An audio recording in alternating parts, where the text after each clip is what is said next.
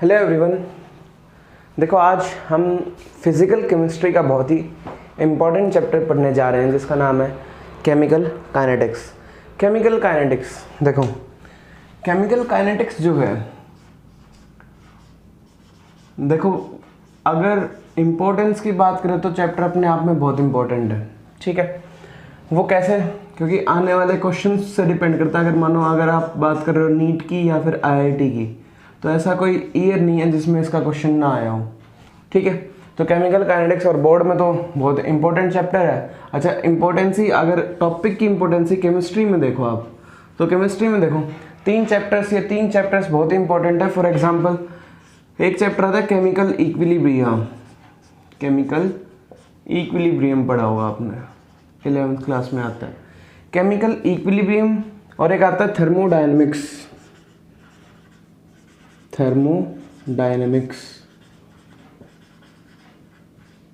और कौन सा है? Chemical kinetics. देखो अगर कोई रिएक्शन होगी या नहीं होगी, यानी अगर कोई भी केमिकल रिएक्शन है वो प्रोडक्ट बनाएगी या नहीं बनाएगी, ये तय करता है अपना थर्मोडायनेमिक्स। यानी थर्मोडायनेमिक्स बताता है क्या? Feasibility of the chemical reaction. Feasibility of the chemical reaction. Feasibility यानी फिजिबिलिटी कैसे तय करता है? फिजिबिलिटी बोल लो या फिर कहते हैं इसको spontaneity of any chemical reaction तय करता है थर्मोडायनेमिक्स। अगर थर्मोडायनेमिक्स में आपने पढ़ा हो, डेल्टा जी नॉट आता है।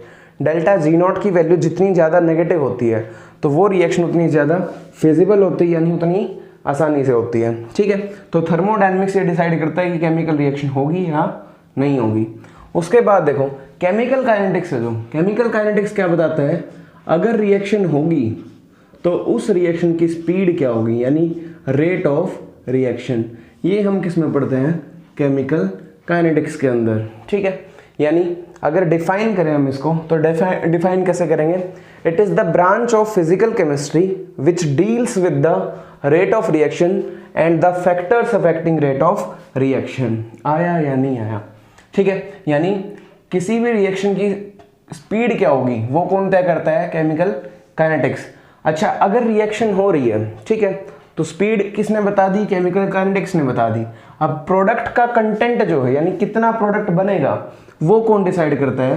Chemical equilibrium. ठीक है, यानी प्रोडक्ट की जो कंसंट्रेशन होगी वो कौन बताएगा? Chemical equilibrium. अगर देखो मान लिया कोई एक रिएक्शन है, ए कन्वर्ट हो रहा है बी में, ठीक है, ए कन्वर्ट हो रहा है बी में। अब ए, ये अगर रिएक्शन फिजिबल है, ठीक है, तो इसका मतलब ये रिएक्शन होगी, कितने टाइम में होगी वो डिसाइड कर देगा कौन? Chemical kinetics. केमिकल इक्विलिब्रियम क्या करेगा? केमिकल इक्विलिब्रियम ये बताएगा कि ए के कितने मोल जाएंगे तब जाके बी के कितने मोल बनेंगे, यानी एक्सटेंट ऑफ द प्रोडक्ट। ये कौन डिसाइड करता है?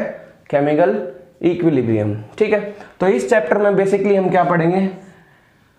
Rate of reaction and the factors affecting rate of reaction, यानी कौन कौन से फैक्टर्स ऐसे हैं जो रेट ऑफ रिएक्शन को अफेक्ट करते हैं, वो सब किस में आते हैं? केमिकल काइनेटिक्स के अंदर। सही है बात? यही है बात। ठीक है, तो इसमें एक डेफिनेशन लिख लेना स्टार्टिंग में। It is the branch of physical chemistry which deals with the rate of reaction and the factors affecting rate of reaction. ठीक है, अब देखो इस चैप्टर को स्टार्ट करते हैं। इसमें देखो अपनी केमिस्ट्री के अंदर तीन टाइप की रिएक्शंस आती हैं। फर्स्ट आती है very fast reactions. Very fast reactions, very fast reactions यानी फॉर एग्जांपल आयनिक रिएक्शंस। इसका एग्जांपल लिख सकते हैं हम, ionic reactions. Ionic reactions for example AgNO3 है, AgNO3 प्लस NaCl। अगर इसकी रिएक्शन करवाए हम तो क्या मिलता है? AgCl के प्रेसिपिटेट मिलेंगे प्लस NaNO3। अब जो आयनिक रिएक्शंस है इनका जो कंप्लीशन, टाइम ऑफ कंप्लीशन बोल रहे हैं हम, यानी रिएक्शन को खत्म होने में जो टाइम लगता है वो इतना ज़्यादा कम होता है, यानी in the order of 10⁻⁻14 to 10⁻⁻16 second. यानी इतने कम समय में रिएक्शन कर जाता है कि हमें पता भी नहीं चलता। ठीक है, यानी इन रिएक्शंस को इनका जो टाइम है, टाइम इतना कम है कि ये इसको हम नोट नहीं कर पाते, और नोट नहीं कर पाते यानी ऑब्जर्व नहीं कर पाते, और ऑब्जर्व नहीं कर पाते इसी वजह से यहाँ पे लिख लेना these reactions are not studied in, these reactions are not studied in C K बोले तो केल्विन क्लीन नहीं है, ये है केमिकल काइनेटिक्स, यानी इन रिएक्शंस को हम केमिकल काइनेटिक्स के अंदर नहीं पढ़ते। ठीक है, इसके बाद सेकेंड टाइप की अपनी रिएक्शंस आती हैं, कौन सी? Very slow reactions, very slow reactions. For example rusting of iron, iron को लेके बैठे रहो पानी में, कितने टाइम बाद चेंज हो जाएगा। अब वो इतना स्लो प्रोसेस है कि आप लेके बैठे रहो, क्या नोट कर पाओगे? इतनी तो पेशेंस आपके अंदर भी नहीं होगी। ठीक है, कि आप इसका जो time of completion of the reaction है, यानी रस्ट कब लगेगा, उसके लिए साल भी लग जाए, 2 साल भी लग जाए, कोई ज़रूरी तो नहीं है। तो इन रिएक्शंस को भी हम इसमें नहीं पढ़ते हैं। ठीक है, और इसका एग्जांपल क्या ले सकते हैं? और इसका एग्जांपल हो सकता है allotropic transition. Allotropic transition, allotropic transition मतलब फॉर एग्जांपल हम कन्वर्ट कर रहे हैं सी ग्रेफाइट, यानी ग्रेफाइट को कन्वर्ट कर रहे हैं किसमें? डायमंड में। क्या ये कन्वर्ट हो जाएगा? हाँ हो जाएगा। कहा था किसी महान इंसान ने, nothing is impossible, impossible means I am possible. हाँ हो सकता है, लेकिन इसमें जो लगने वाला टाइम है, या तो इसकी कंडीशन हो। ठीक है, कंडीशन भी आती है कि कुछ कंडीशंस ऐसे होते हैं जिसके ऊपर इम्पॉसिबल को पॉसिबल में कन्वर्ट किया जा सकता है, लेकिन उसके लिए क्या होनी चाहिए अपने पास? हाई टेम्परेचर, हाई प्रेशर, ऐसी कुछ स्पेसिफिकली कंडीशंस हैं। ठीक है, लेकिन अगर नॉर्मल टेम्परेचर प्रेशर की बात करें हम, यानी रूम टेम्परेचर की बात करें, कमरे के तापमान पे क्या ऐसा पॉसिबल है? हाँ, तो कमरे के तापमान पर भी ऐसा पॉसिबल है, लेकिन का मतलब यहाँ पे जो लगने वाला समय है वो समय इतना कम होता है कि हमारे पास नहीं होता। ठीक है, यानी इतना कम समय है कि हम इसको कन्वर्ट करने के लिए नहीं रख सकते। तो इस वजह से these reactions are also not studied in chemical kinetics, यानी सेम पॉइंट नोट कर लेना, these reactions are also not studied in chemical kinetics. ठीक है, तो ना तो इनको पढ़ा जाता ना इनको पढ़ा जाता, तो फिर किसको पढ़ा जाता है? तो थर्ड टाइप की रिएक्शंस आती हैं अपनी, कौन सी? Moderate reactions. Moderate reactions, moderate reactions का मतलब ये वो रिएक्शंस हैं जिनको कंप्लीट होने के लिए ना तो ज़्यादा कम समय लगता है और ना ज़्यादा समय लगता है। तो इन रिएक्शंस को कंप्लीट होने में एक नॉर्मल यानी एक मॉडरेट टाइम लगता है। ठीक है, फॉर एग्जांपल N2O4 का डिकम्पोजिशन, 2N2O4 कन्वर्ट हो रहा है किसमें? 4NO2 प्लस O2 के अंदर। ठीक है, और एग्जांपल ले सकते हैं, जैसे 2H2O2 क्या बना रहा है? H2O plus O2। ठीक है, अब देखो, अगर डिकम्पोजिशन ऑफ N2O4 की बात करें, ठीक है, तो थर्मोडायनेमिक्स ये कहता है कि ये रूम टेम्परेचर के ऊपर ये पॉसिबल है, या फिर अगर हम देखें रूम टेम्परेचर के ऊपर ये रिएक्शन बहुत ज़्यादा फिजिबल है, यानी इसकी जो डेल्टा जी नॉट की वैल्यू है वो काफ़ी हद तक नेगेटिव है, तो जिस वजह से रिएक्शन नॉर्मली अपनी स्पॉन्टेनियस रिएक्शन है। लेकिन वहीं अगर बात करें हम, देखो एक और रिएक्शन आती है H2O का फॉर्मेशन, यानी देखो अगर इस रूम की बात करें, इस रूम में क्या है? H2 गैस प्रेजेंट है, O2 गैस भी प्रेजेंट है। H2 और O2 मिलकर क्या अपने आप पानी बना देती हैं, यानी कुछ समय के बाद आपको इस रूम में पानी मिल जाएगा। क्या ऐसा पॉसिबल है? क्या ऐसा पॉसिबल है? नहीं। तो जवाब है नहीं, ऐसा पॉसिबल नहीं है। क्यों? क्योंकि इस रिएक्शन को भी सेम बात है कि इस रिएक्शन को भी कंप्लीट होने में काफ़ी समय लगता है, और जो कि हमारे पास नहीं होता है। लेकिन अगर ये पूछा जाए क्या ये पॉसिबल है इस रूम में रिएक्शन हो जाएगी? हाँ हो जाएगी, लेकिन समय जो है वो समय काफ़ी ज़्यादा है, तो यानी इसका जो time of completion of the reaction है वो भी बहुत ज़्यादा है। तो इस वजह से इन रिएक्शंस को केमिकल काइनेटिक्स के अंदर नहीं पढ़ा जाता। तो पढ़ा किसको जाता है? जिन रिएक्शंस को मॉडरेट टाइम लगता है, ना तो ज़्यादा कम समय लगता है ना ज़्यादा समय लगता है। इसी वजह से बोला जाता है आपको ना तो समय से तेज चलना चाहिए ना समय से धीरे चलना चाहिए, समय के साथ साथ चलो, तभी आपका महत्व है। तो यहाँ तक समझ में आता है। इसके बाद हम टॉपिक स्टार्ट करेंगे अपना रेट ऑफ रिएक्शन।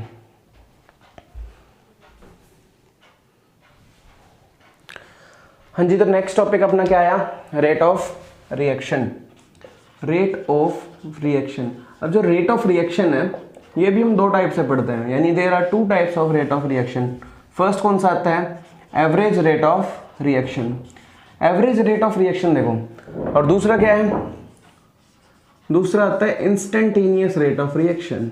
देखो आपने फिजिक्स के अंदर पढ़ा होगा एवरेज वेलोसिटी और इंस्टेंटेनियस वेलोसिटी, एक पर्टिकुलर इंस्टेंट पे पूछी गई वेलोसिटी क्या कहलाती है, इंस्टेंटेनियस वेलोसिटी, और एवरेज वेलोसिटी यानी distance, total distance travelled upon में टोटल टाइम, वो क्या कहलाती है, एवरेज वेलोसिटी।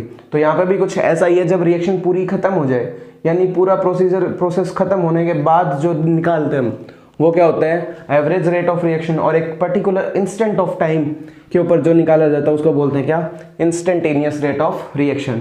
अब एक एक करके दोनों को पढ़ते हैं हम। फर्स्ट आता है क्या, एवरेज रेट ऑफ रिएक्शन।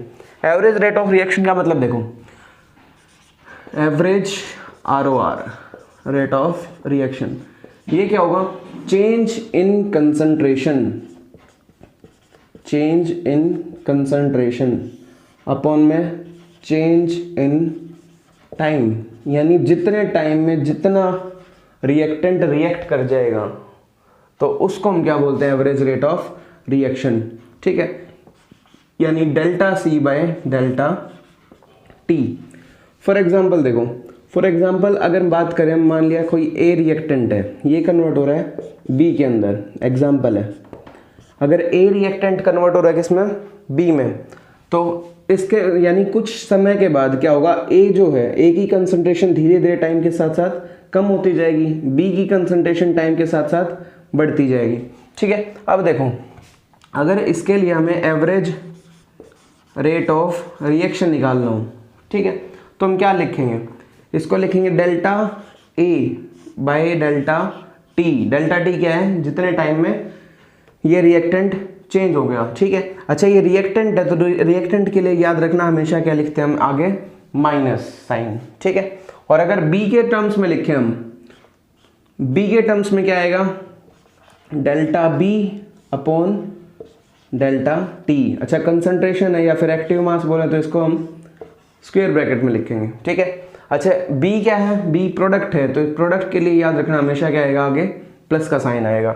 अच्छा बीच में इक्वल टू क्या कर रहे हैं, इक्वल टू का भी यहाँ पर अलग ही कारण है। अलग कारण क्या है कि जो रेट ऑफ रिएक्शन है, रिएक्शन तो एक ही है, अब जो रेट ऑफ रिएक्शन या तो तुम A की वजह से निकालो या तुम B की वजह से निकालो, तो रेट ऑफ रिएक्शन क्या आएगा, दोनों की वजह से सेम आएगा, क्योंकि जितना रिएक्टेंट टाइम के साथ साथ कम होगा उतना ही तो प्रोडक्ट बनता जाएगा।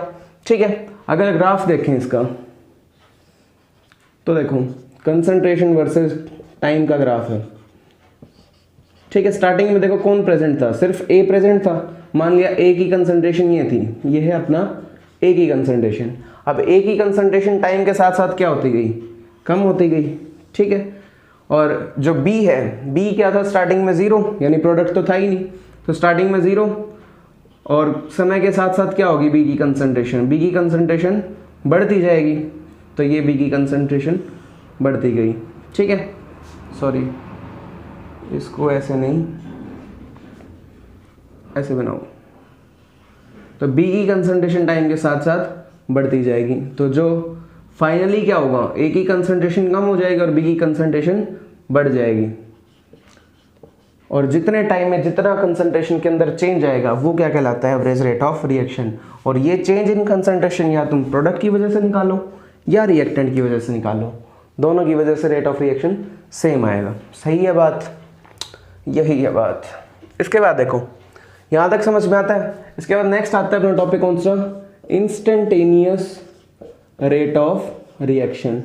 इंस्टेंटेनियस रेट ऑफ रिएक्शन क्या होता है, एक पर्टिकुलर इंस्टेंट के ऊपर देखो जो एवरेज रेट ऑफ रिएक्शन, अब सेम रिएक्शन की बात कर रहे हैं हम, A कन्वर्ट हो रहा है किसमें, B में, तो जो एवरेज रेट ऑफ रिएक्शन है वो क्या आया था, माइनस ऑफ डेल्टा A की concentration by delta T is equal to क्या आया, प्लस डेल्टा B की कंसंट्रेशन अपॉन डेल्टा T। अब इसी के अंदर अगर हम डेल्टा T टेंड्स टू 0, यानी एक इंस्टेंट के ऊपर अगर क्या निकाले, रेट ऑफ रिएक्शन, तो डेल्टा को क्या बना देंगे हम, डिफरेंशियल में लिख देंगे इसको, minus of dA upon dt is equal to minus of d B upon D T. तो ये क्या हो जाएगा, इंस्टेंटेनियस रेट ऑफ रिएक्शन, क्योंकि ये किस पे लिखते हैं हम, एक पर्टिकुलर इंस्टेंट के ऊपर। ठीक है, और अच्छा इससे अगर ग्राफ के ऊपर देखना हो तो देखो वही ग्राफ बना रहे हम, time versus concentration versus time, या फिर टाइम वर्सेस कंसंट्रेशन। ठीक है, अब देखो स्टार्टिंग में ए कंसंट्रेशन थी, ए टाइम के साथ साथ कम होता गया, बी की कंसंट्रेशन टाइम के साथ साथ बढ़ती गई। तो ये बी की कंसंट्रेशन, ये ए की कंसंट्रेशन। अब एक इंस्टेंट के ऊपर यानी पॉइंट, जैसे मान लिया इस इंस्टेंट के ऊपर क्या निकालेंगे हम, इंस्टेंटेनियस रेट ऑफ रिएक्शन निकालेंगे। तो इसका जो स्लोप होगा वो स्लोप हमें क्या बताएगा, इंस्टेंटेनियस रेट ऑफ रिएक्शन, यानी स्लोप क्या हो जाएगा यहाँ पे, यानी स्लोप यानी एम जो होगा वो टेन थीटा के इक्वल होगा, और टेन थीटा क्या हो जाएगा यहाँ पे, D B by D T. और अगर यहाँ से निकालेंगे हम, अब ये देखो ये पॉजिटिव स्लोप है, ठीक है, और यहाँ पे कैसा आएगा, नेगेटिव स्लोप आएगा ए की टर्म्स में, इसकी वजह से ये आएगा, यानी स्लोप क्या हो जाएगा, माइनस ऑफ टेन थीटा, और माइनस ऑफ टेन थीटा यानी माइनस ऑफ डी ए की कंसंट्रेशन अपॉन डी टी। तो ये क्या आ गया हमारा, इंस्टेंटेनियस रेट ऑफ रिएक्शन। तो दो टाइप के रेट्स पढ़ते हैं हम, average rate of reaction and instantaneous rate of reaction. ठीक है, तो यहाँ तक समझ आता है। इसके बाद देखो हम दो एग्जांपल्स भी पढ़ सकते हैं यहाँ पे। एग्जांपल क्या है अभी देखते हैं।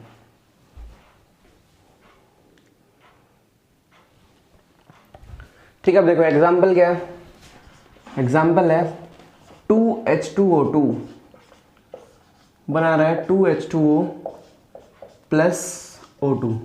अब देखो इसके अंदर आपसे चार चीजें पूछी जा सकती हैं। फर्स्ट क्या है, rate of disappearance of H2O2, यानी H2O2 का डिसअपीयरेंस का रेट क्या होगा। तो रेट ऑफ डिसअपीयरेंस देखो, rate of disappearance of H2O2 क्या आएगा, माइनस ऑफ, माइनस क्यों, क्योंकि ये रिएक्टेंट है, ठीक है, minus D H2O2 by D T. ये क्या आ गया, H2O2 का डिसअपीयरेंस का रेट आ गया। Second, rate of appearance of H2O, इसको बोल सकते हैं रेट ऑफ अपीयरेंस या फिर rate of formation of H2O। तो इसको क्या लिखेंगे हम, minus of D H2O upon D T. ऐसे ही अगर देखा जाए rate of appearance of O2, ये क्या होगा, माइनस, सॉरी इसमें प्लस आएगा क्योंकि प्रोडक्ट है, यहाँ पे भी क्या आ जाएगा plus, minus D of O2 upon D T. तो यहाँ तक क्लियर है। अब देखो लास्ट में एक और चीज़ है, ये आपको हमेशा याद रखनी है, ध्यान रखनी है। देखो कौन सी, रेट ऑफ रिएक्शन। अब जो रेट ऑफ रिएक्शन है वो हम किसी की वजह से भी निकाल सकते हैं, H2O2 की वजह से निकालो, H2O की वजह से निकालो, या फिर O2 की वजह से निकालो। अब रेट ऑफ रिएक्शन क्या है, तीनों की वजह से सेम आएगा क्योंकि रिएक्शन तो एक ही है। अब इसकी वजह से यानी विद रिस्पेक्ट टू H2O2 अगर रेट ऑफ रिएक्शन लिखेंगे हम, तो जो इसका कोफिशिएंट है उसको डिवाइड करते हुए चलेंगे, यानी -1/2 D H2O2 by D T which is equal to +1/2 D H2O by D T which is equal to plus DO2 की कंसंट्रेशन बाय dt। तो रेट ऑफ रिएक्शन तीनों की वजह से निकाल सकते हैं और तीनों की वजह से क्या आएगा, सेम आएगा। ठीक है, इसके बाद देखो, इसके बाद अगर यहां से जनरली एक रिएक्शन लिखे, हम जनरल पॉइंट लिख रहे हैं। अगर मान लिया कोई रिएक्शन है N1A प्लस N2B, ये कन्वर्ट हो रहा है किसमें, M1C प्लस M2D के अंदर। तो अगर इस रिएक्शन के लिए अगर हम निकालें rate of disappearance of A, तो rate of disappearance of A क्या हो जाएगा, अरे बोलो, यानी कि minus D A upon D T. और अगर लिखा जाए rate of disappearance of B, ये क्या होगा, minus of D B by D T. फिर लिखा जाए rate of appearance of C, तो ये क्या होगा प्लस डी सी की कंसंट्रेशन अपॉन डी टी, और लास्ट अगर rate of appearance of D लिखा जाए तो प्लस डी डी की कंसंट्रेशन अपॉन डी टी।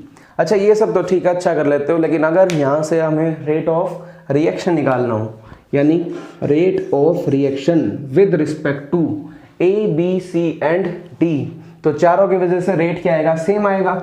और सेम आएगा तो देखो अगर एक ही टर्म्स में लिखे, हम एक ही टर्म्स में रेट ऑफ रिएक्शन लिखा जाए तो minus of 1/n1 d A की concentration upon D T which is equal to minus of 1/n2 d B की कंसंट्रेशन अपॉन डी टी।